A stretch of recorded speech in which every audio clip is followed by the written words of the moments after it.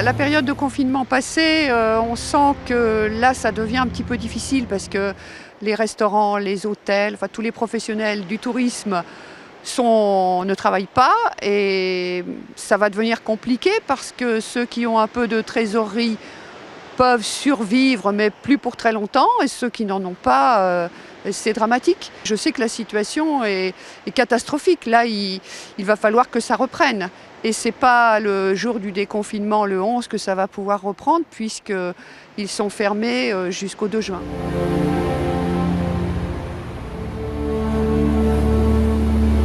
La période du confinement, dès le démarrage, ça s'est fait, je dirais pas naturellement, parce que c'est une situation tellement exceptionnelle, mais on a eu tout de suite la gendarmerie très très présente, la brigade à cheval très présente. Donc nous, au plan de la mise en sécurité, on n'a pas eu grand-chose à faire. Ça s'est fait naturellement. Il a fallu expliquer bien sûr aux gens, et notamment aux personnes âgées, comment ça fonctionnait, qu'ils n'avaient plus le droit de venir sur la plage. Alors ça a été difficile à faire passer. Mais finalement, tout de suite, les gens ont bien respecté les règles, très vite. Les premiers jours du déconfinement, bien sûr, il a fallu faire un petit peu de répression pour que du coup ce soit efficace et qu'on n'ait plus à le refaire. Et franchement, ça s'est bien passé. Il y a évidemment certains qui sont partis avec la planche de surf, qui ne comprenaient pas, et à juste titre quelque part.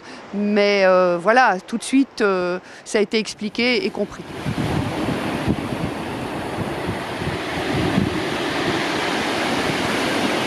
Pour le 11 mai, le jour du déconfinement, il y a encore beaucoup d'incertitudes. Nous, ici, on a préparé la réouverture des écoles avec évidemment la mise en place du protocole nécessaire. Bon, ça va se faire. Après, les petits commerces vont rouvrir.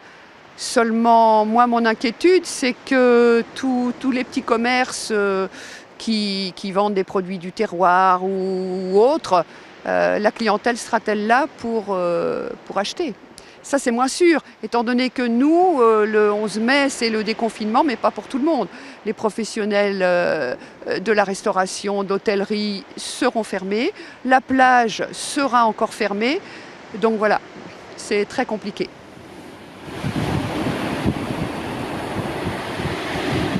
On pourrait penser qu'il y ait plus de solidarité, qu'il y ait plus de... Mais je m'aperçois en ce moment qu'il y a un clivage qui s'est produit entre les Parisiens et les Étretattais.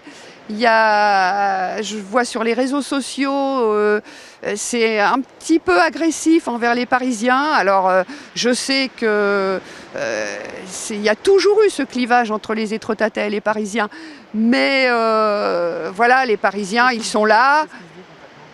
Il se dit que les Parisiens vont nous rapporter leur virus à Étretat et qu'ils n'ont rien à faire là et qu'en même temps, ils ont une résidence secondaire. Moi, on ne peut pas critiquer les Parisiens qui sont arrivés dès le 15 mars et qui sont dans leur maison et qui respectent le confinement.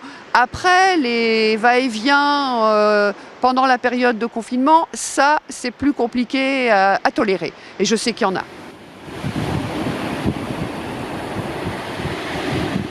L'an dernier, à la même époque, j'étais sollicitée pour parler des nuisances générées par le tourisme de masse. Et c'est vrai que pour les habitants, il y a certains week-ends où il ne fait pas bon sortir. Et là, c'est vraiment l'extrême inverse. On a envie que les touristes reviennent, mais qu'ils reviennent progressivement. De toute façon, c'est bien la nuance du déconfinement. Il faut que ce soit progressif et on espère que finalement, ça va nous être profitable.